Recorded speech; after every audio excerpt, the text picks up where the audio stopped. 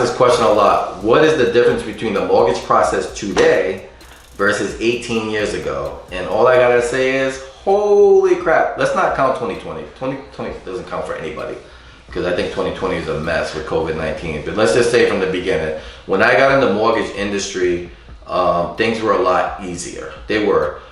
If you had great credit, you were able to walk into a bank, a loan officer like myself, and there were loan products available to help you buy a house without a lot of paperwork. I remember this one loan program, you only needed a 620 credit score, 5% down. We didn't even look at pay stubs, bank statement, W-2, none of that. You just sign here, we'll close you in less than 30 days, right? But those programs are gone, considering what happened in, what is it, 08, 2012, when the housing crisis happened, and you had everybody and their mother was able to buy a house. And I have friends that had 5 houses, 6 houses, customers 5, 6 houses, because of all that. It was just easier to get a house. And then when it crashed, everybody got foreclosed on. So we hopefully will never see that happen again. And I think that's why a lot of the new rules have come into play right now.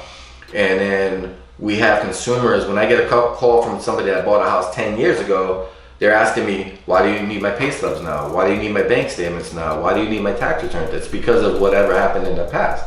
Okay, so bad people in the past hurt the good people now trying to purchase a home. So it does make a difference when we're asking you, hey, we need this information. We have to show your ability to repay the home. And I was actually talking with a customer earlier about that. You know, we're verifying your employment for a reason. We have to make sure that you're able to make the mortgage payment. You know, because I know if you were lending the money personally, you want to get paid. So back when I started, oh man, I can't remember what year, 2002 or whatever it was. Maybe it's 19 years now.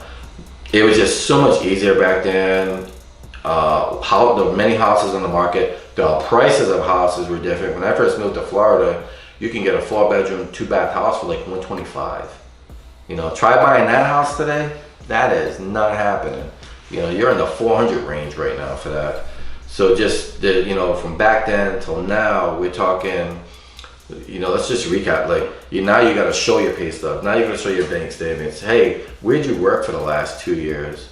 All that stuff comes into play. And then now we're in 2020. We have COVID-19. Everybody wants to be an entrepreneur. So, which is great. I love seeing people doing their own thing, but we can't use that income if you haven't been doing it for 2 years. So people get upset with me when I take an application. They're like, hey, why can't, you know, I'm making 100K right now. Well, you didn't make it last year. You know, so we have to follow the rules. You know, don't shoot the messenger. I've said this before.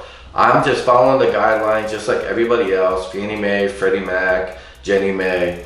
You know, we have to ask. So just to recap, what's really changed in the last 18, 19 years?